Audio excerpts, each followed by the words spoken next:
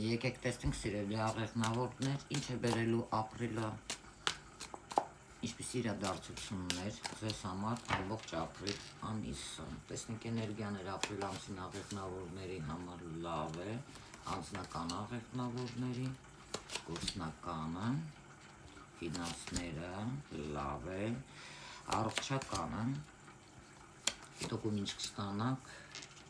և խորհուրդ ձեզ։ Լավն է այս անգամ քարտերը դուրս եկել, շնորհավորում եմ ձեզ, նախորդ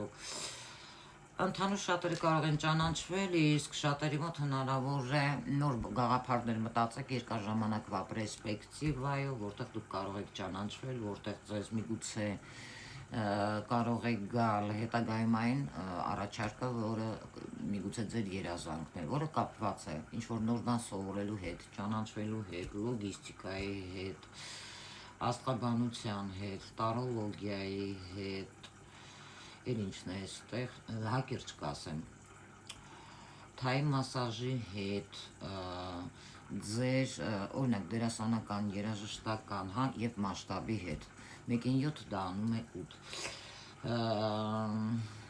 դա ոչ բոլորի մոտ, ում թիվը 8-ն է, այստեղ ուշադրություն դարձրեք, ովքեր ծնվել են 17-ին, 1-ին գումարում ենք 8, սա զնանյան է դա ձեզ պետք է մտածելու տեղ տա, որպեսզի դուք գիտակցեք, ամբողջ ֆոնն է այդպիսի, որ դուք եկել եք մարդկանց կյանքեր փոխելու, նոր պրոֆեսիաներ, թվագիտություն և այլը։